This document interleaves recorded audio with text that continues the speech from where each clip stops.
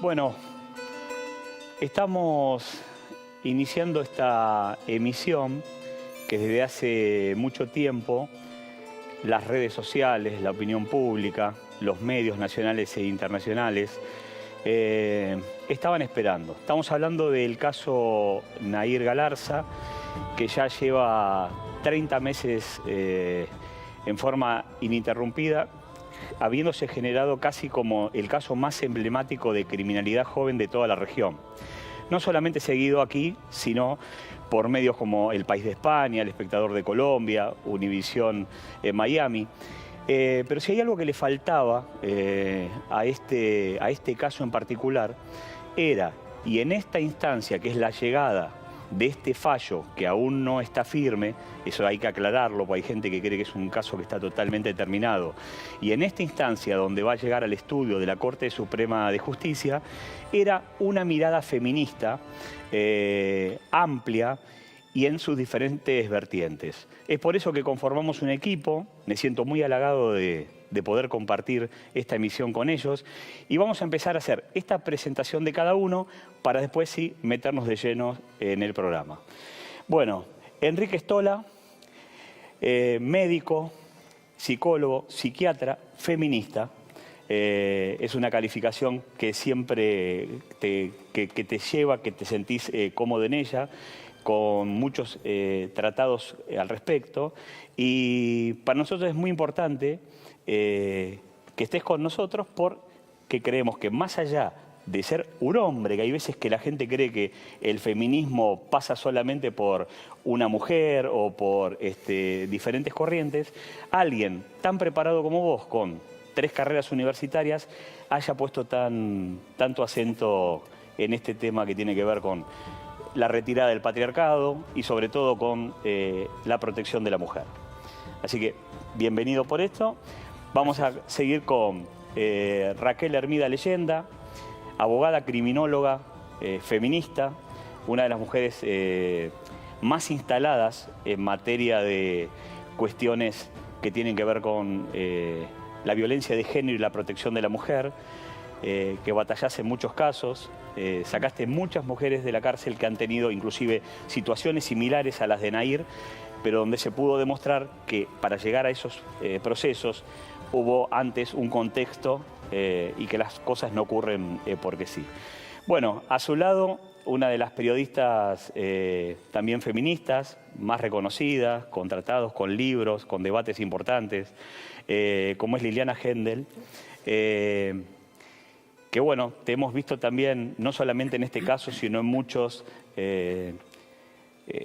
combatir sobre cuestiones que obviamente se les hace muy difícil, sobre todo porque las mujeres van ganando mucho espacio en todas las líneas, pero en la cuestión que tiene que ver con estos casos, sobre todo donde hoy parece que lo que más vende es el femicidio y no la defensa o entender por qué se llegó a esa circunstancia, realmente las reconocemos y mucho. Y bueno, y completamos el equipo con Celeste Fierro, dirigente, feminista. Te hemos visto en muchas luchas, hace muy poquito te vimos batallando contra el jefe de gobierno, haciendo una petición bastante coherente, ¿no? En plena pandemia. Queda claro que estamos en este momento hasta con todo el protocolo de vivir esta pandemia, este aislamiento obligatorio. Le planteaste qué pasaba con todas aquellas mujeres que en el momento de la pandemia les toca convivir con el abusador, con el violento de género, y por qué no te daba todas esas viviendas que sabemos que podrían ser utilizadas para su protección. Así que vamos a arrancar con lo siguiente. Vamos a escuchar un audio que nos va a meter un poquito en tema, para saber qué es este caso. Caso Nahir, la mirada feminista en el momento previo a la llegada a la Corte, y a partir de ahí va a empezar esta charla con esta mirada de feminista y donde todos van a poder estar participando en vivo a través de esta multiplataforma que son todas las redes. Cara, me decía a mí cuando vos tenías todo eso que tuviste y te comés, sos una mentirosa. Me decía a mí que no puedo estar sin sorrear y vos no tenés cara, ¿por qué chica mentirosa que sos? Encima como no se pueden hablar las cosas, lo único que haces saber es bloquear. ¿Por qué no hablas las cosas como se deben, loco? ¿Por qué? ¿Por qué? Respondime, la puta madre, loco. ¿Por qué no te casó con el sábado enferma? Y si decís que no seguís a nadie, a los busco te paso captura para que veas. Así que dejate de romper las pelotas con pelotudeces porque no sigo a nadie, no soy como vos. No soy como vos, no te puedo molestar que yo baje eso cuando vos lo tenés siempre y nunca lo borraste. Y ponés excusas que no lo usás. Ay, lo uso grupo con mis amigas. No me voy a ir a ningún lado, ¿qué parte? No entendés, loco. ¿Vas a venir esta noche o te vas a comer a todo el puto mundo? ¿Ves que estás suponiendo, no me quiero hablar por cosas que vos suponés. Te dije que no voy a hacer nada más. Así que deja de suponer cosas. No, sí pienso porque no lo he hecho nada más y no lo voy a hacer más. Porque ya estoy harto. Un asco enfermo de vida, estoy solo, sos un asco de persona, un asco sos. Está diciendo que lo voy a hacer la semana que viene, o mañana o el sábado. Y no, porque nosotros me tuviste 2 horas ahí que no me dejaba ni siquiera darte un abrazo, nada, para que te escuche y está bien, y ya hablamos, y ya entendí, así que no va a volver a pasar. ¿Qué querés canta aquí? Ay, ¿qué me vas a chupar un huevo? Esa por la cera. En serio te digo. ¡No te metí! Te estoy diciendo que no me acuerdo, no es seguro que jugué a la Play, vos soy estúpida. Tienes problemas en la cabeza, no te mentí, no te mentí, no te mentí. ¡No te mentí! ¡Fue con mi papá! ¿Qué demuestro si no te he dicho nada? Así que deja de dar bolazo. Y que te estabas conmigo nomás y tenía otro, sos una mentirosa, ¿no? Yo te creía. Escúchame, antes de pedirme a mí que supuestamente sigo a locas que yo me comí, cuando no sigo a ninguna loca, porque yo Snapchat no lo uso porque no lo tengo hace como 3 meses y me lo bajé para fijarme solamente eso, cuando vos supuestamente vos no lo borraste y supuestamente no lo usás y te molesta que yo lo tenga cuando vos nunca lo borraste.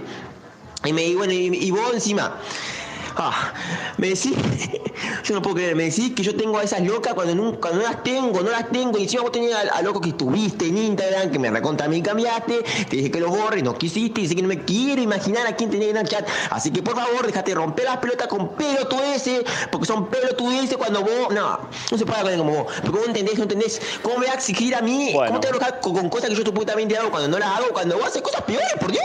Primero fijate en vos, porque no tenés derecho a reclamarme nada cuando vos lo haces. Primero dejarlo de hacer y ahí sí. Yo te mentí. Bueno, yo los quiero escuchar a ustedes en este primer audio. Lo mínimo que se ve es, subjetivamente no lo vio nadie en la justicia, es un vínculo tóxico, ¿no? Como en otros casos que ha habido atenuantes extraordinarios. Yo no lo llamaría un vínculo tóxico, hablaría de un varón violento, porque solo escuchar esto, unas empieza a sentir que le falta el aire, es peor que el barbijo, que te lo querés sacar de encima. Entonces no sé si había un vínculo tóxico, había un tipo que agredía permanentemente a alguien, que en este caso era Nair, no sabemos qué le pasaba a ella. Cuando hablamos de vínculo establecemos una situación más de paridad entre 2 o más personas. Aquí me parece que con toda claridad hay alguien que está atosigando a otra persona que en este caso además es una joven mujer, cuya reacción desconocemos. Porque de 19 años de edad, por eso, una joven mujer. No tenemos registro de cuál es la respuesta de ella, pero lo que está clarísimo, no sé a ustedes qué les pasó, pero... Bueno, y el director tiene también unas imágenes cuando en su momento se habló que no había prueba de violencia de género en el expediente. Por ejemplo, si yo les muestro esto, esta cantidad solamente son, a los audios se le suma la relación que había a través de las redes sociales. Causalmente, vos que has tenido muchas batallas, Raquel, cuando se hace el estudio de los teléfonos y de las redes, el fiscal dice estas palabras: les entrego el estudio de Gendarmería, les adelanto que es una mierda. Y, oh casualidad, el Gmail de la víctima fatal estaba vacío, el Snapchat, el Twitter, todo estaba vacío. ¿Cómo se llega a esto? Porque Nair en un momento se desbloquea y desde la cárcel me entrega las claves de todas sus cuentas y en una sola red, que es que cuando a vos te atosigan, como decías, viene el hostigamiento. Hay en un solo día 780 llamadas de desbloqueame, desbloqueame, desbloqueame, desbloqueame, que atormentaban obviamente a Nair. Del Twitter rebotan en el Hotmail. Ese Hotmail nunca se había borrado. Y por lo pronto, desde el 2011 hasta esta parte, apareció todo esto. Bueno, quiero escuchar a ustedes. Bueno, evidentemente no se valoró correctamente la prueba y me sorprende que no hubiera archivos por parte de la víctima, ¿no? que en este caso fue Fernando. Me sorprende que no hubiera material probatorio y debió hacerse una autopsia psicológica y sobre todo, fundamentalmente, determinar qué tipo de relación, como bien dijo Liliana, había entre ambos permanentemente que lo lleva a una persona a mandar tantos desbloqueame. ¿Y vos? Cuando alguien, evidentemente, con el bloqueo lo que pretendió hacer era limitar, poner un límite, decir basta. ¿Por qué ese basta no fue respetado? Lo que ustedes instalan, cuando es no, es no. Exactamente. ¿Y por qué crees que no se aceptó el pedido de la autopsia psicológica? Para saber, obviamente, sus redes sociales, el entorno en el que vivía Fernando. Perdón, ¿quién no aceptó? Yo no soy abogada, discúlpeme. La Fiscalía rechazó el pedido, como te lo manifiesta Raquel, o sea, la autopsia psicológica. Hubo un claro, de la defensa rechazó también los estudios de los fluidos viscerales y rechazó el entrecruzamiento de las redes de Fernando con su grupo de amigos.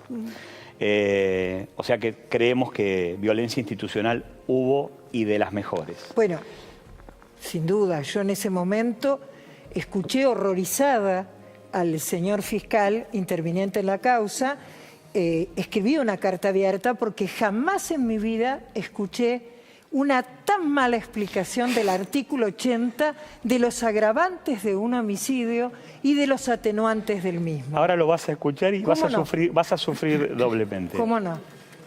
Sí, yo pensaba, bueno, el fiscal, yo sé, lo seguí, es un machista de cuarta, y coincido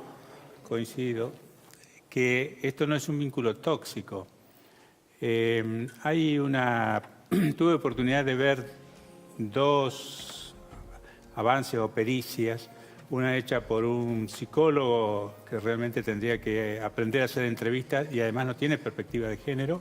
Exacto. En donde ahí aparecen elementos, indicadores que tienen que ver con estos gritos y que, claro, una cosa es que estos gritos aparezcan en una discusión y otra cosa es que sean un síntoma de acoso y que estén permanentemente en alguien que, como bien dice una experimentada psicóloga que participó e hizo esta pericia, venía sufriendo violencia de género desde hacía tiempo y estaba muy desgastada, muy desgastada. Ahí se cruzan dos cuestiones, el fiscal y las pericias. Y tuvieron que venir desde Colombia para denunciar ante nuestra embajada cómo el fiscal hacía lo que se llama la presatanización del perfil de una chica de 19 años que empezó este vínculo a los 15 y ellos ponían mucho hincapié, es que recién hacía muy pocos meses había cumplido la mayoría de edad, pero esta relación había arrancado a los 15 años de edad. Y ahora lo vamos a ver, pero quiero escucharte, Celeste. Sí, porque me parece que globalmente, en este caso, se demostró cómo es el trato desigual por todas las instituciones sobre cuando hay una mujer en el medio de, en el caso de los femicidios, o en este caso cuando es acusada de un homicidio. Porque fíjense que en los casos de femicidio, quien es reconocida es la víctima de femicidio, de la que se sabe absolutamente todo, la vida, la que intentan culpabilizar, responsabilizar, a dónde estaba, cómo se vestía, qué hacía, es la víctima de femicidio. En el caso de Nair, dejando de lado, digo, la inocencia, la culpabilidad, pero en el caso de Nair, lo que se supo desde el primer momento, cómo se mediatizó el tema fue justamente su vida, sus vínculos. Entonces, esa desigualdad de tratamiento no fue solamente en los medios, sino también en la justicia. Por eso es tan terrible y casi sin precedente la rapidez con la que se pasó al juicio oral, que se desestimaron, por ejemplo, todas las pruebas en relación a la violencia de género.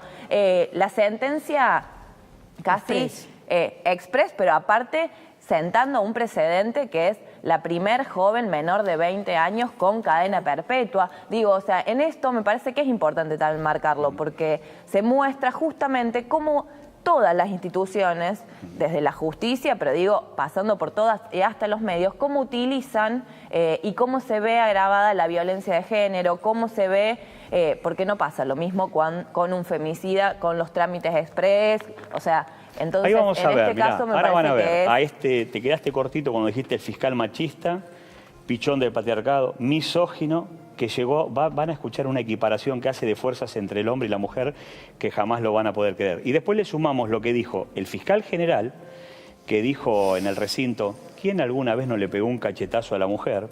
O el querellante Virué, que es el mismo que dijo que quería levantar la sesión para ir a ver Nigeria y Argentina, para que entiendan ustedes el nivel de payasada con que se juzgó a esta chica, que dijo que pudo haber zamarreo, pero bueno, si hubiera sido tan importante nos hubiéramos enterado. O sea, hace 15 años un zamarreo, un cachetazo a la mujer, no es lo que es hoy y lo que ustedes están logrando. Dire, ponemos al fiscal y su presentación en los medios. Psicológicamente no voy a preguntar ni qué dijo, ni cómo está, pero está bien como para declarar, digamos, se declara algo que suena por lo menos coherente para lo que ella piensa de la vida, ¿o no? Ella dice, no, fui yo, tomé el arma y alguna cosa más que a usted le haga pensar que psicológicamente no está que no es patológico su cabeza ahora. Lo que yo puedo observar es una persona fría al momento de declarar, pero fría ¿en qué sentido? Yo lo aclaré así para que me entienda la gente. Como que le estaba cayendo la ficha, pero no de lo que hizo, sino de las consecuencias. O sea, como que ella se da cuenta que lo que había hecho era un hecho atroz, si le quiere darle una palabra, pero que las consecuencias que eso le iban a traer era lo que ella estaba cayendo. ¿Cómo se da cuenta usted de eso? Yo me doy cuenta en el momento que me está hablando, porque hay cierta risa, creo que se ha puesto 3 mujeres folies. Porque tiene miedo que se diera. Sí, sobre todo que las primeras horas que estuve en el hospital, el mayor temor que había era justamente una autolesión o se quite la vida. ¿Pero por qué, doctor? Por esa ¿Quieren situación, eso? Por esa situación que uno veía, una persona como que uno dice, me está contando un hecho muy grave y lo está tomando, no digo con ligereza, sino con frialdad, y uno es como que queda... Pero ¿cuál es ese tono, hasta donde usted pueda, porque me ilustra mucho? ¿Cuál es el tono del relato frío? ¿Cuenta los hechos como fueron? Cuenta los hechos como fueron y una risa al final. No la pude filmar a la indagatoria, no se puede, pero hubiese sido bueno filmarla para que gente de nota, como que la persona sabía lo que estaba haciendo, sabía que estaba declarando en ese momento, sabía que me estaba reconociendo, pero que internamente algo le estaba pasando, no que no comprendía. Seguro. O sea, y por eso comprende le digo, bien lo que pasó. Sí, yo creo que sí. El cuadro psiquiátrico de Nair, ¿ya lo tienen más o menos establecido? Ese perfil psiquiátrico, ¿usted ya lo tiene estudiado? Ya tenemos un informe psicológico del hospital que nos dice que está en condiciones aptas, si usted quisiera hacer una palabra para que la sociedad me entienda. Lo único que tiene es un proceso de angustia muy fuerte, que es lo que yo digo, así que es la ficha, como que decae la ficha no del hecho, sino de las consecuencias. Usted tiene acreditado que ellos eran novios, porque eso está puesto en duda. Dicen que él estaba en realidad de novio con una prima. Mire, de entrada le voy a decir la realidad, y ya lo he comentado. Nosotros llegamos a ella porque cuando el subjefe departamental se constituye donde trabaja, le hace saber del fallecimiento de su hijo, esta señora se descompensa y en ese momento se le pregunta con quién más se puede hablar y dice con la novia. ¿Y quién es la novia? Y buscó en el teléfono y decía Nair novia, la llamó y le dijo, ¿cuál es tu apellido? Tal, bueno, ahora le voy a dar el teléfono para que la policía hable con vos. O sea, ni la conocía. Ni la conocía, hay relaciones que no se conocen. Por eso lo que está haciendo la defensa es trasladar hacia la víctima una situación, pero sobre todo para lograr una pena. Pero bueno, ellos dicen que puede ser legítima defensa. ¿Usted cree que no? No, porque no hay ningún...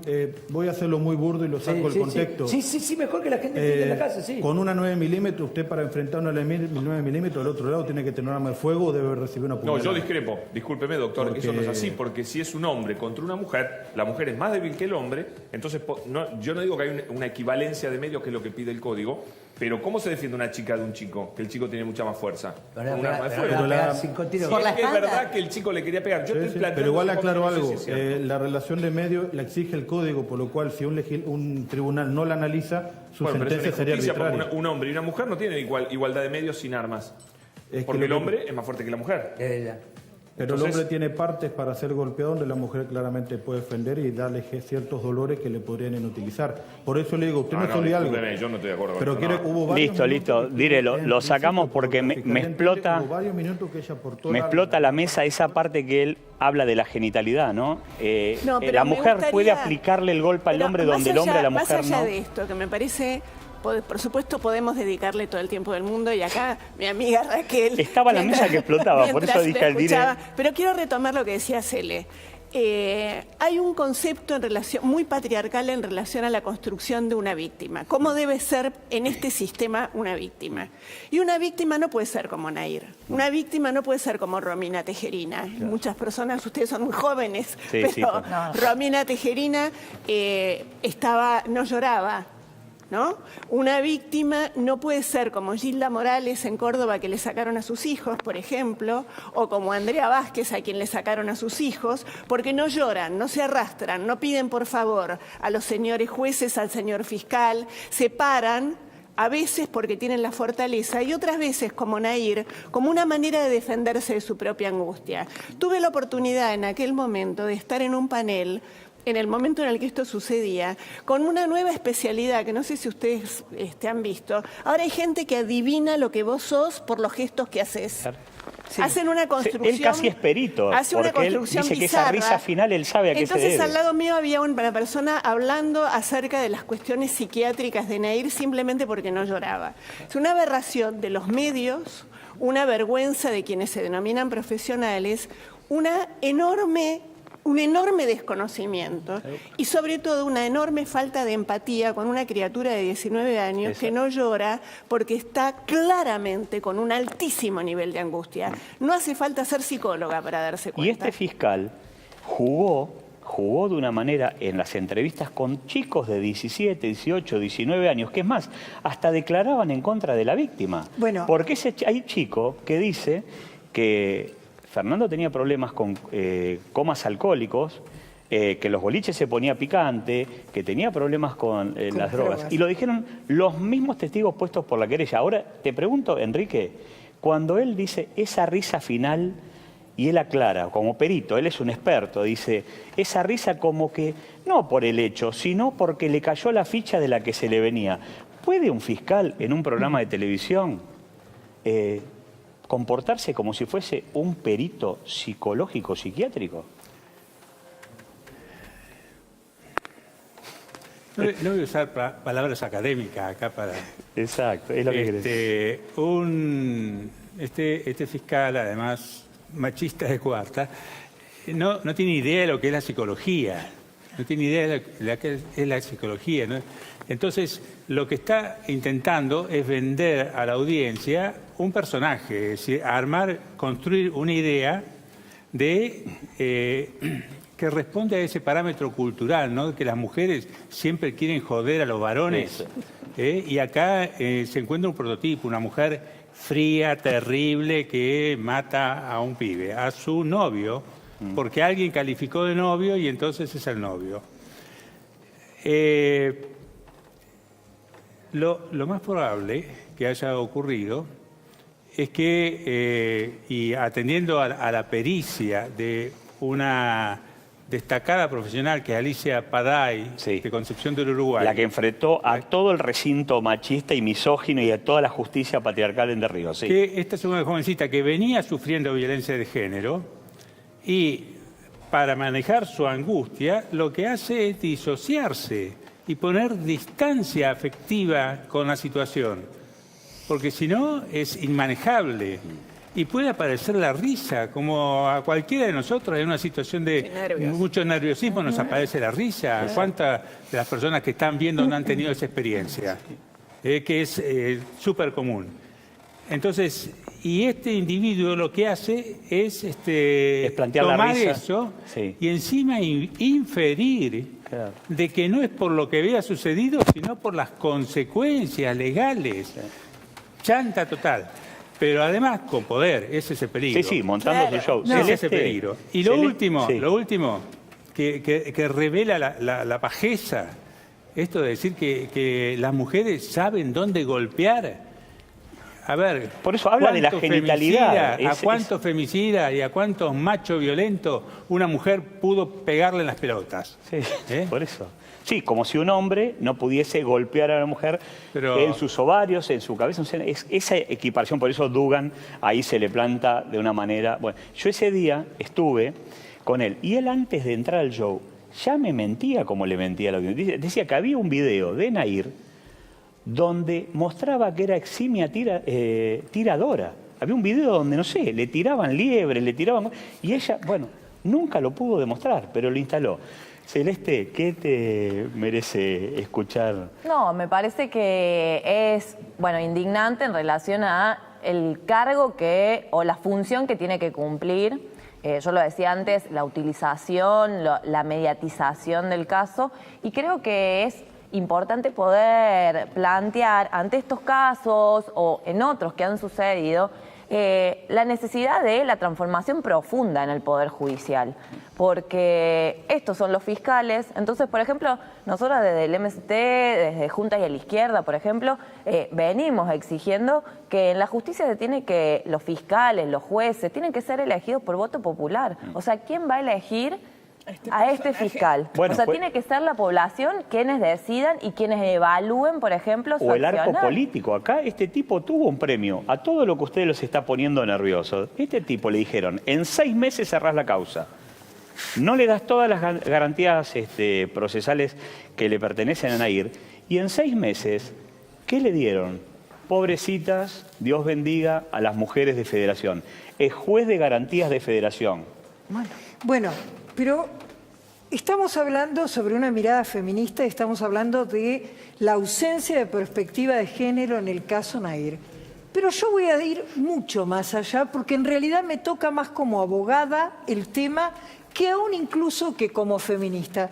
Porque lo que vi fue un bruto.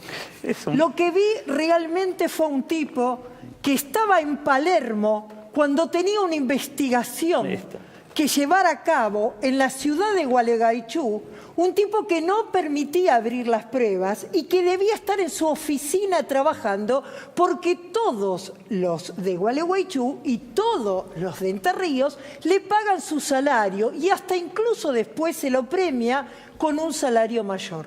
Entonces, más allá de ser feminista, que es un tema que por supuesto me define, lo importante es que cualquier abogado penalista que está escuchándonos, al oír la brutalidad con este hombre no está preparado para ejercer ninguno de los cargos que ostentó.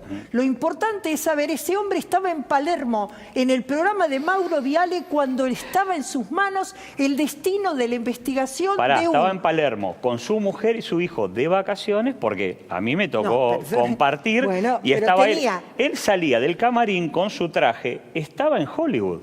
Pero tenía una víctima joven y una imputada muy joven también, que dependía su destino de él. Entonces, ¿qué es lo que hacía en Palermo en el programa de Mauro Viale? La primera pregunta. Y segundo, ¿por qué no define claramente las pruebas? ¿Por qué habla de cosas banales sin dar fundamentación e investigación? Claro, sobre gestos, risas. Para mí es vergonzante como abogado, perdónenme, para mí es vergonzante como abogado exigirle a ese personaje que no tiene bien en claro los conceptos penales, que además tenga perspectiva de género, me parece risorio. Bueno, y ahora van a ver unas imágenes, tanto él como el querellante Virué instalaron que Nair no tenía emociones, que no lloraba, que no lagrimeaba, que era imperturbable. Esa fue la frase. Vamos a ver esa primer pericia, que Stola, sé que algo espiaste y bueno, te debe afectar, donde a ese perito se le dieron los protocolos, como se utilizan en México y en Estados Unidos, 30 preguntas que tienen que ver con ir armando el esquema para que esa persona se pueda explayar y no revictimizarla preguntándole 20 veces, ¿y cómo te llevabas con Fernando? ¿Y cómo te llevabas? Van a ver un nivel de, ya hablábamos recién de un fiscal bruto, bueno, ahora miremos esa pericia y vemos qué tan imperturbable era Nair. ¿Qué es lo que vos notas? ¿Qué tipo de inseguridad tenía? ¿Te daba miedo que te vaya mal en los exámenes? ¿O no te animabas a hablar frente a otras personas? Todo. ¿Te costaba hablar frente a otras personas? Sí.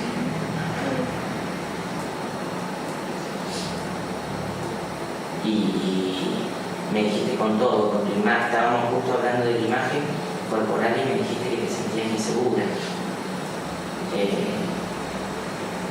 Se te hacía difícil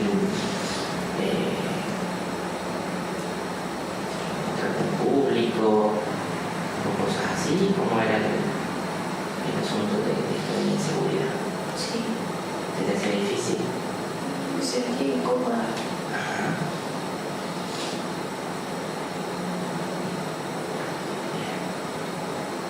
Bueno, ¿me volverías a decir tu nombre completo? Nair Villalbanos. Perfecto. Y yo te voy a decir 5 números y vos me lo tenés que repetir, pero no me lo tenés que acercar. ¿Está? Bien. Te lo voy a cambiar en orden, ¿te parece? ¿Lo leíste? Ya lo leíste, listo, perfecto. 5, 7, 1, 9, 3. 5, 7, 1, 9, 3. Perfecto. ¿Y te animás a decírmelos al revés? Buah. Ese protocolo de 30 preguntas no lo hizo y durante el juicio, cuando el doctor Horacio Dargains le pregunta ¿por qué usted no elaboró el protocolo de las preguntas? Dijo, porque el fiscal no me lo exigió, convirtiendo lo que dijimos antes, ¿no? El fiscal en amo y señor de los expedientes. Sí, yo quería decir, primero, es claro que el juez de garantía, bueno, la Fiscalía, no garantizó, primero, que hubiera psiquiatras que no lo garantizó. Evaluaran toda esta situación. Segundo, yo pude observar, porque está en YouTube, esta pericia hecha por este licenciado, que es una cosa, una pregunta tras otra, no genera jamás un clima no para hay una poder empatía con hablar él, nada, ¿no? ante alguien que está visiblemente herida, pero no genera el clima. Y aunque él no sepa que está visiblemente herida, sabe que es una personalidad inmadura, que tiene solo 19 años y que debería haber generado las condiciones para que pudiera explayarse. Pero evidentemente... Y si te digo algo peor, Enrique, si te digo que a Nair, como soñaba, le daban clonazepam para que durmiese, la despertaron a las 5 de la mañana, la llevaron a esta pericia a las 6 de la mañana, se descompensó, no le creyeron, la llevaron a un hospital, volvió, le hicieron la pericia y después quedó 3 días internada, por lo que se pide la nulidad de esa pericia y bueno, la nulidad de muchas cosas en este juicio. Bueno. Creo que... Y en la otra pericia que hizo la licenciada Paday, también la licenciada detecta indicadores claros de violencia de género y habla de la debilidad, de la falta de energía que tenía. Bueno, si le agregamos este dato que vos decís, pobre Nair estaba en una situación de maltrato institucional total ahí. O sea, no se garantizó autopsia psicológica, no se garantizó que la licenciada Paday pudiera hacer la pericia toda la batería, tranquila. diríamos. Un día y ya está. Y después la juzgan por eso. Colocaron a este psicólogo que es una cosa de acoso ahí. Y no hubo psiquiatras que evaluaron. O sea que Nair fue sin una buena evaluación psicológica y no entiendo cómo... Bueno, entiendo sí que la Fiscalía ha dado chanta que no lo haya permitido, pero ¿cómo el jurado aceptó eso? ¿Cómo la defensa no tomó otras medidas? No lo puedo entender. ¿Te ha pasado alguna vez, cuando hay tanto linchamiento mediático, tanto acoso, que los peritos no se animan, porque te digo la verdad, yo estuve en Gualeguaychú en 5 oportunidades y nadie se quería sumar porque le volaban la casa. Bueno, vamos a ver. Vamos a diferenciar un tema. El fiscal no tiene la obligación de acusar. El fiscal tiene que ser claramente objetivo. El que tiene la facultad y la obligación de acusar siempre es el particular damnificado, el querellante, que en este caso yo disculpo al abogado de la familia de Fernando porque es su trabajo.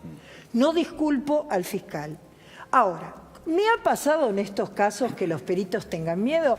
Bueno, a mí no, porque conmigo no tienen miedo, pero sí ha ocurrido en varias causas, y tengo peritos que lo pueden certificar, que se encontraban de alguna manera desprotegidos por los abogados. Y mi pregunta, ¿no?, como buena procesalista de este tipo de casos, mi pregunta, ¿dónde está el perito de parte en esa pericia que se le toma a Nahir? No se le puede tomar una pericia con un solo perito designado de oficio si la parte puede ofrecer un perito que participe en ambos y que den por finalizada una pericia oficial con el informe del perito que pertenece a Nahir. La irregularidad manifiesta en el proceso.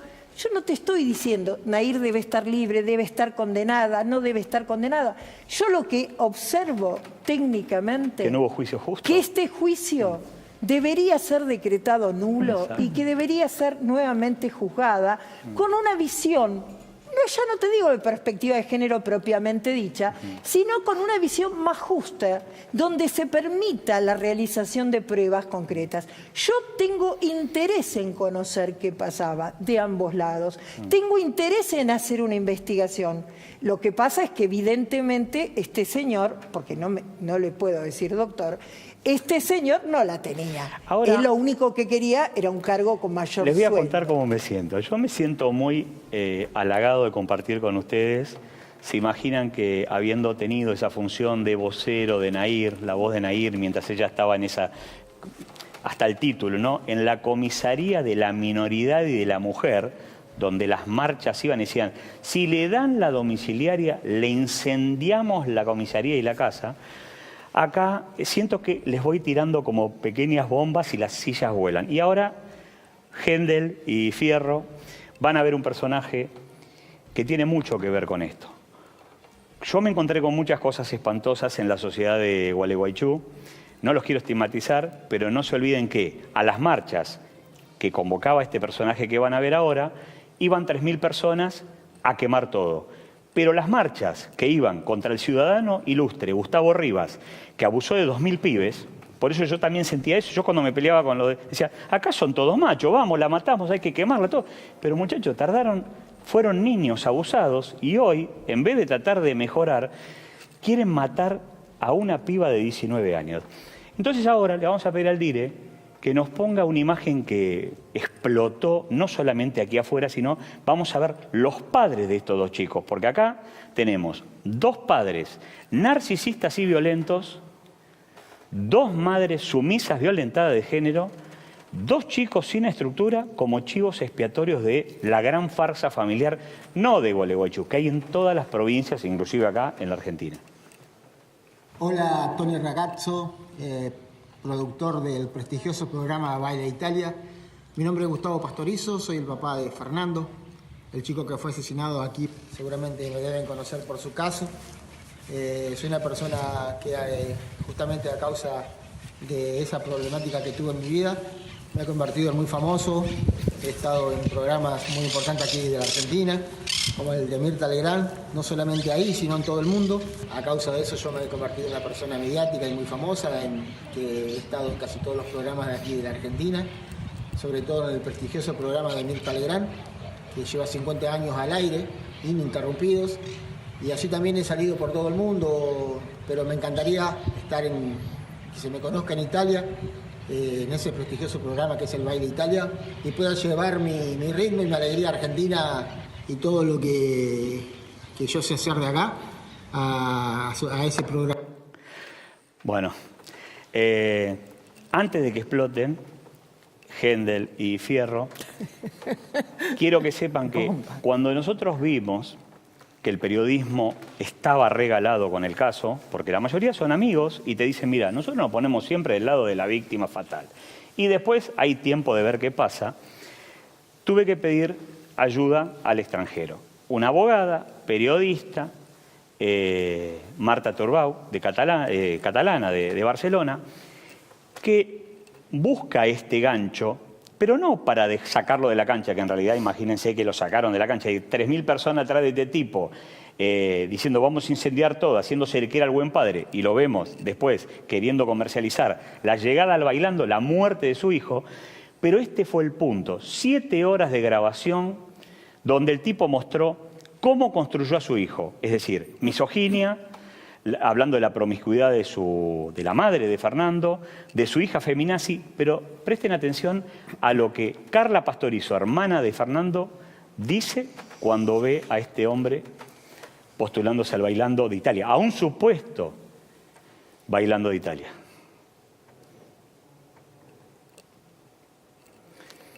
Ven la placa y este es el tuit. La verdad que no me sorprende que un maltratador arruina vidas y mentiroso lucre con la muerte de su hijo. Ya lo hizo vendiendo remeras, hasta mintió en tribunales diciendo que se llevaba bien con mi hermano. Es decir, les hablé de farsa familiar. En el juicio nadie decía que, ahí que yo creo que vamos a coincidir, que la violencia de género no es una conducta innata, es una conducta adquirida. Entonces acá, Hendel y Fierro, ¿qué le genera esto? Desde los medios, porque obviamente este hombre está diciendo que es famoso, porque fue al programa de Mirta Legrand y porque todos le daban su lugar. Las escucho. Sí, primero la utilización. Me parece que en el tuit de su hija lo marca bien, que es la utilización de la muerte de su hijo. Por eso yo decía cómo se transformó este caso en completamente mediático y cómo la propia familia en este caso lo hizo de esa forma. Entonces, porque a mí me parece que hay que entender que la violencia machista, el patriarcado, o sea, tampoco es una cuestión solamente familiar, sino que es estructural de la sociedad. Sí. Creo que eso es clave. Entonces, la utilización del caso para salir y mostrarse es parte de reflejar toda esa violencia y cómo todas las instituciones van marcando, porque nosotros lo decíamos antes, el caso del fiscal, el caso de los medios, pero por ejemplo, en nuestro país está la ley Micaela, a raíz del femicidio de otra joven entrerriana. Y eso no se aplica, o podemos decir que esos fiscales están preparados en perspectiva de género, para nada, para nada. Entonces, poder trabajar desde ese lugar. Este hombre, por supuesto, no... O sea, no voy a decir nada en relación a este hombre por la utilización, pero digo, o sea, es también arraigado a la sociedad, pero es profundamente cultural, de este sistema que hace que se use un caso de violencia para salir a la luz, hace que se use la violencia hacia las mujeres como algo completamente natural. Recién hace muy pocos años que se empezó a discutir la violencia de género como los hechos de violencia por el solo hecho de ser mujeres. Seguro. Entonces, todo esto es un laburo de mucho tiempo donde se va sacando a la luz cómo se intentan naturalizar distintas prácticas que son completamente violentas, que son arraigadas a este sistema y que no se va a cambiar de un día para el otro, pero sí hay mecanismos para ir haciéndolo, porque de verdad lo que hay que cambiar es a este sistema que es patriarcal, que es capitalista, como decíamos antes de la justicia. Nosotros no podemos decir que la justicia o estos personajes que están ahí son objetivos, como decía recién Raquel. O sea, están trazados por esta sociedad, por este sistema, entonces es patriarcal, machista, clasista, digo, o sea, actúan para dar corrupto, para dar respuesta a eso y no para, por ejemplo, dar un trato, por ejemplo, a este caso de manera integral para que se sepa la verdad, digo. No. Y El hablando de la verdad, cumplimiento de leyes, además, porque a mí me parece que lo que nosotras tendríamos que pensar es que para que esto se posibilite, es como dice Celeste, hay un sistema patriarcal que disfruta de mostrar que las mujeres también matamos. Que bueno, no, esto de ¿cómo es esto? Como las mujeres tan bonitas, ¿no ves que es también lo que son asesinas? Liliana, ahí era tu punto a donde te quería llevar a vos. Los medios. Un personaje de historieta que dice ser famoso, que fue a las mesas más importantes a decir que las mujeres matan. El fiscal, en ese previo que tengo, el día que va él a involucrados, era el día que se inauguraba el programa, él me dice a mí y a todos, este es el primer caso, y él me quería decir machicidio. Él decía, es el primer caso de la antítesis. Y entonces yo lo miraba y le decía, ¿y cómo sería? Porque, y en realidad empecé a utilizar términos ordinarios, ¿no? El menos ordinario le dije, ¿qué sería un falocidio? Y le dije a algunos utilizando la genitalidad, que es lo que él tanto le interesaba. Pero esto de los medios, Liliana, ¿cómo se construyó este personaje? Y que cuando yo, como manager de medios, y en la función de tratar de poner luz en lo que no se ve, tengo que hacer un viaje transatlántico, traer una periodista de afuera para que lo haga hablar y le termine mostrando que es misógino, que dice que su hija es una feminazi. Bueno, pero no se trata de este personaje. Se trata de que para que las situaciones de violencia contra las mujeres y las disidencias sexuales sean escuchadas, tenemos que irnos afuera. Tenemos que ir a la Comisión Interamericana, tenemos que ir a los organismos internacionales, porque el sistema judicial en nuestro país es vergonzoso, porque acá el problema no es este personaje, que de últimas pasará la historia como un ser patético y serán sus propios hijos quienes tendrán que lidiar con este personaje, qué sé yo. Acá el problema es que el resto de los jueces, que el resto de las y los fiscales, que las apelaciones superiores, que los colegios de magistrados miran todo esto como estamos mirándolo nosotras. Es decir, como si fuera una cosa que pasa en otro lugar y con lo cual no tienen nada que ver. Ni siquiera se trata de la pobre Nair o del pobre Fernando. Exacto. Se trata de un sistema que nos cabe a todos como sociedad, donde estamos mirando una pantalla y quienes deberían actuar están sentados por encima del resto, hablando un idioma que los seres humanos no abogados no entendemos y sienten que no tienen que dar cuenta de sus sentencias. Cuando fue lo de Micaela, Enrique Stola y Rita Segato hicieron una incursión valiente en ese territorio, tratando de poner un poco de luz a un esquema cerrado, muy corrupto, como decía Raquel, y no fueron tenidos en cuenta. Claramente no fueron tenidos en cuenta. Entonces, de lo que tenemos que hablar es de, chiques, ¿cuándo vamos a realmente tener que poner en un lavarropas este sistema y empezar a generar, no sé si como dice Celeste, otra opción para ver cómo se eligen los jueces, que los jueces empiecen a pagar impuestos, que las jueces y los jueces dejen de tener privilegio, que cuando hay una mesa con 4 personas y un coordinador como vos, donde se denuncia el mal accionar de la justicia, alguien diga, che, qué vergüenza, esto no debería estar pasando. ¿Y no piensan los 4 que más allá de que esto parece que la suerte está echada, la Corte Suprema de Justicia debe notar que se incumplieron todas las convenciones internacionales firmadas en materia de violencia de género y protección de la mujer? Podemos nombrar nada más que la de Belén do Pará del año 94, y que nos pueda pasar como le pasó a México. Porque quizás ahí la gente se da cuenta que si falla la Interamericana contra nosotros, en el caso de las chicas, la falta de protección de las chicas de los campos de algodón, México tuvo que pagar fortuna y la gente la tuvo que poner de su bolsillo. Pero acá hubo casos donde intervino la Corte Interamericana. Por eso, el caso digo, Fall, la Corte Suprema de Justicia ¿no va a notar algo de todo esto? Bueno, yo fundamentalmente lo que te quiero dejar en claro es que el fiscal recibió llamados telefónicos, que el fiscal recibió dinero y que el fiscal recibió la promesa de un cargo. O sea, en este caso se utilizó para tapar la inoperancia que tenemos los argentinos para detener el femicidio. Quiso de alguna manera instalar esta pelea entre hombres y mujeres de manera tal de justificar las muertes y los asesinatos terriblemente que padecen las mujeres una cada 23 horas.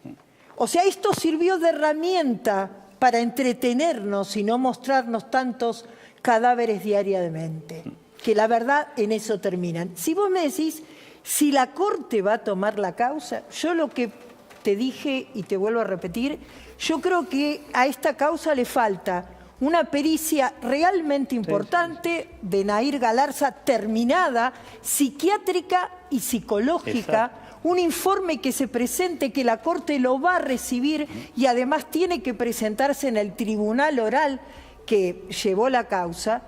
Yo voy a hablar con el abogado, gracias a tu intermediación, y quiero decirte, Nahir, que no estás sola y que si necesitas algo, comunícate, no estás sola.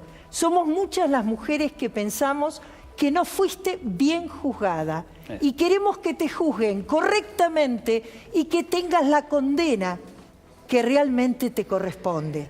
Muchas las mujeres y muchos los hombres que creemos que no fue... esto daría para otro programa, simplemente para la perversión, y te lo dejo, porque podamos ir a otro tema.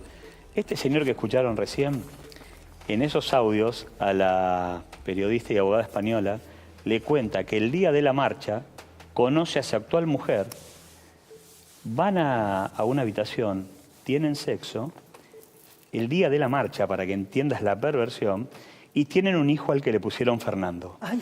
Te lo dejo porque creo que nos va a hacer mal a todos. Le voy a pedir al Dire que ahora, acuérdense que les hablé de 2 padres narcisistas, machistas, violentos de género, de donde se criaron estos chicos. Y ahora vamos a ver algo que a mí me afectaba y mucho, que es cuando yo fui varias veces al patio de la celda, reitero, la celda de Nahir Galarza en la comisaría de la minoridad y de la mujer. No estuve en Batán, estoy hablando donde debería haber la protección y una chica que recientemente había cumplido la mayoría de edad. Y yo le decía, basta, ya no se protege a nadie. Le decía, se terminó el profesor de la UCU, se terminó el que está casado, se terminó... Vamos a mostrar por qué vos tenés todo esto que te está pasando, que la licenciada Padilla hablaba del sexo indiscriminado. ¿Por qué? Porque estos tipos que iban a declarar decían, si a Nahir le gustabas, iba al frente. O sea, ante la discusión de si vamos a tener algo o no, habiendo tenido esa percepción del abuso a los 9 años de que habla Paday, coordinamos y vamos para adelante. Y acá pasaba esto, que este padre la arengaba a Nahir casi como si fuese un entrenador de fútbol del estilo de Caruso Lombardi. Vamos, se está dando fuerza, te tenés que trabar, vamos a vencerlo. Y nosotros nos quedábamos todo, el abogado, una psicóloga social, todo. No podíamos creer lo que veíamos. Bueno, y vamos a ver el perfil del padre de Nahir, exaltado, casi como gritando un gol, cuando un día antes, después de la presión mediática que exigimos, entra todo esto, toda la violencia de género, que hasta ahora no dio resultado, pero que creemos que la Corte Suprema la va a tomar en cuenta,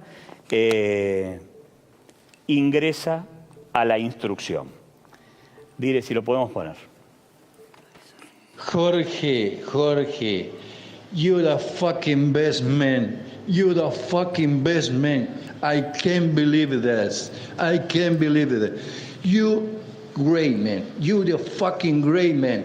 I like it. I don't know what to say, man. I don't know. Sos el mejor, Jorge, me lo conseguiste. Grande, Jorge.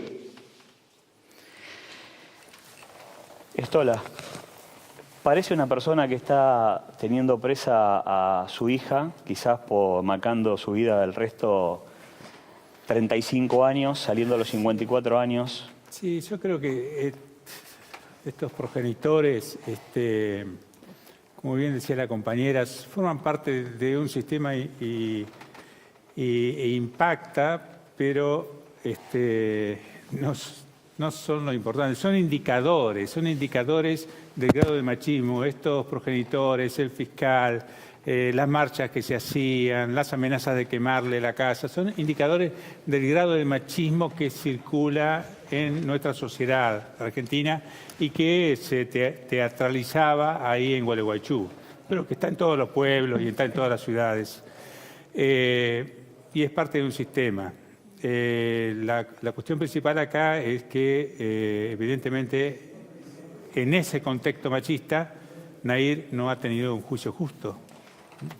Sin duda alguna coincido con Stola y me parece muy importante tener en cuenta que cuando uno tiene un cliente, el cliente es la persona que está imputada. Cuando tiene un padre tan importante en el sentido patriarcal de la palabra, pasa a ser ese cliente el padre. Entonces se confunde de alguna manera la defensa. Nunca se tuvo en cuenta claramente que la defendida debía ser únicamente Nair Galarza. Entonces, yo que tuve el honor de comunicarme con su madre y que luego fui privada de llegar a la zona debido a que pero no querés contar no, brevemente. ¿Por qué no llegaste y qué te planteó esa madre? A pesar de que podías haber sido una herramienta. No, la madre muy atentamente siempre me planteó que necesitaba colaboración y demás. No, por eso, ¿quién te coartó la llegada? ¿Y por qué? Me dijeron que no querían feministas zurdas que defendieran a Nair, incluso se burlaron de mí porque decían que no tenía matrícula en Entre Ríos, desconociendo mi trabajo en Entre Ríos de hace muchísimo tiempo y de mi estudio jurídico en Entre Ríos. Pero más allá de eso, lo importante era tener que ya de movida sabían que la defensa iba hacia otro sector. Si yo tengo una persona mayor de edad, defiendo a esa persona mayor de edad y mi cliente es esa persona mayor de edad. En la personalidad del padre impidió de alguna manera una defensa también con perspectiva de género. Esto es clave. No solamente el fiscal era un machista, sino también el querellante, el juez, el señor defensor. O sea, había un montón. Por suerte ahora estamos con un nuevo abogado y esperemos que Nair tenga justicia. Bueno, estamos en la antesala de la Corte Suprema de Justicia. Creo que este debate va a ayudar por lo menos a mucha gente que lo está siguiendo y que lo va a fomentar. Les cuento que hay otra parcialidad que es la mirada feminista, es lo que hemos logrado hoy, y hay otra mirada que plantearon un formato como este para contarles y que ustedes y que obviamente la audiencia sepa qué es lo que ellos piensan de esto, también de la utilización por parte del feminismo y de los medios, bueno, toda esa cosa que hay entre esa lucha, y proponían la posibilidad de que ustedes los escuchen a ellos y después sí tener como una especie de encuentro todos, a ver si llegamos a algún tipo de equilibrio. Y me pidieron que les hiciera una pregunta muy puntual, porque no podía perder esa posibilidad estando ustedes y en este debate, sobre todo Celeste, Liliana, que es que en esta lucha tan fuerte que se ve en redes, casi zoológica, porque los ataques son contra las mujeres, por ejemplo, por la lucha contra el aborto, hembristas aborteras, términos caninos, felinos a los hombres, osos opresores, toros cabríos que son capaces de todo. ¿Qué les parece a ustedes que se podría hacer para que esto genere un equilibrio más racional y que todos seamos parte de un diálogo más humano y no tan animal como el que se está viendo en las redes? A los cuatro, y con esto cerramos. Para mí se tiene que entender que la lucha que se está dando es por peleas para tener una igualdad real. Hoy estamos a 10 años de que se logró la aprobación del matrimonio igualitario.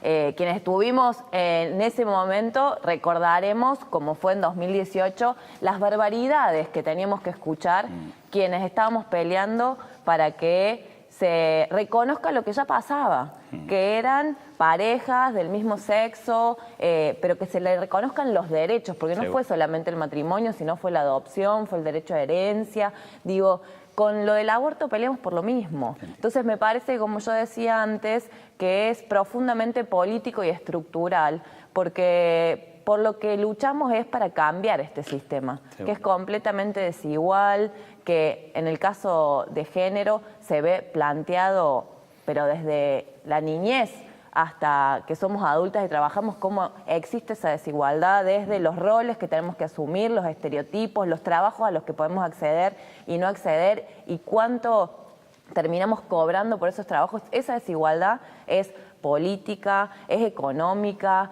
es en cada uno de los ámbitos, y por eso nosotros luchamos para tener esa igualdad real. Por eso peleamos, por ejemplo, por el derecho a decidir, porque como siempre lo planteamos, los abortos existen, lo que no hay son las mismas condiciones para quienes pueden acceder a hacer la práctica. Entonces, es parte de eso. Y también es parte de la transformación más global y política, porque recién decíamos, yo no me hago cargo de lo que hacen los jueces, los políticos, digo, ahí hay decisiones que tienen que tomar. Argentina tenemos, yo nombraba recién, la ley Micaela, desde el 2006 tenemos la ley de educación sexual integral que no se aplica en todas las instituciones y que se tiene que aplicar con perspectiva de género. Digo, recién discutíamos de relaciones tóxicas, no tóxicas, o sea, no es solamente lo que intentan meter a algunos sectores, que es la sexualización de las niñas, los niños, las niñas, sino que es poner en discusión las relaciones, cómo se tienen que dar, el cuidado del propio cuerpo. Digo, son muchas cuestiones que se meten y no se aplica esa ley. Como no se aplica la ley Micaela, como seguimos peleando por más presupuesto para que de verdad haya una política integral para que se termine la violencia de género. Vos nombrabas al principio lo que habíamos planteado, que con Raquel lo hicimos, para que se creen casas refugio en el medio de la pandemia, pero no esperar a construir ladrillo sobre ladrillo. Hay casas de herencia vacante que son propiedad de y no del sabemos Estado. lo que está pasando Y con no esas se mujeres. Digo, entonces es una voluntad política para llevar adelante esos cambios y por supuesto vamos a seguir luchando por eso. Por eso creo que no es un problema de qué sé de cada uno. Me parece que hay que entender que la pelea es para lograr una igualdad real para la mayoría. Hendel. Mira, está en plena discusión la equidad en los medios. Sí. Se está discutiendo en este momento, legisladoras, legisladores. Mientras tengamos un periodismo, perdón, es que hace frío. Hace aquí. frío, eso es cierto. Mientras tengamos un periodismo que responde del modo machista, misógino, patriarcal de cuarta, como dice Enrique, haciendo shows de situaciones como los femicidios o como este tipo de situaciones, los medios son un socio inevitable para sostener un sistema salvaje y capitalista y profundamente patriarcal. Sin la posibilidad de los medios construyendo sentidos comunes, no tendrían la posibilidad de armar a un monstruo en Nair, por ejemplo. Exacto. ¿no? La satanización del perfil, como decían en el afuera. Yo creo que la presentación que se hizo del plan de acción la semana pasada me genera muchísima ilusión que haya un Ministerio de Igualdad, que en provincia de Buenos Aires esté trabajando desde el Ministerio, en plena pandemia, con pocos recursos. La verdad es que creo que quien está en menos en este momento es el sistema judicial. Perfecto. Creo que incluso el sistema político está, a pesar de todo lo grave que vemos que está sucediendo, de la chifladura de los anticuarentenas que salen a decir barbaridades, por ejemplo, pero creo que el problema más grave sigue siendo el sistema judicial. Gracias. Bueno, tenemos un artículo en la Constitución Nacional muy bonito que dice que todos los hombres somos iguales ante la ley, lo cual no es cierto.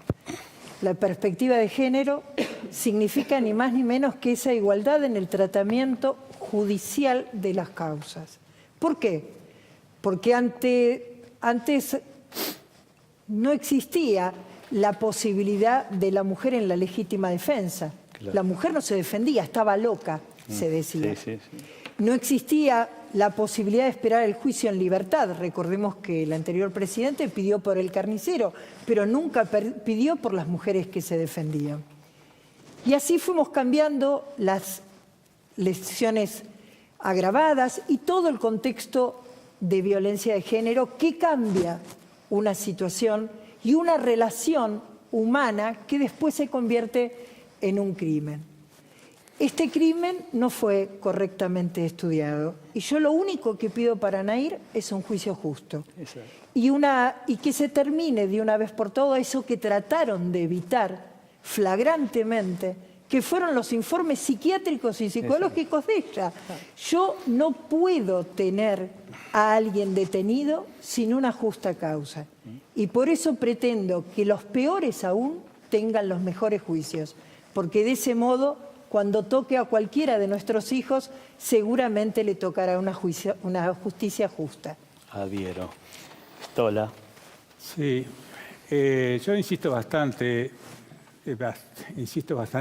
en que esto de que todas las personas somos iguales ante la ley es un gran verso, es una gran mentira. Y las mujeres de la burguesía, clase alta, cuando se separan de sus maridos, lo descubren dolorosamente cuando tienen que ir al Poder Judicial. Y ahí se dan cuenta de que no tienen los mismos derechos y que las mujeres trans, travestis, tienen ciudadanía restringida. Así que, por un lado, hay que dejar en claro eso. Eso es un verso, somos iguales ante la ley. La segunda cuestión es, yo hace muchos años decidí que no iba a establecer debate con defensoras, abogados y abogadas, defensoras y defensores de criminales de lesa humanidad, de abusadores sexuales, agresores sexuales y de machos que ejercen violencia de género extrema.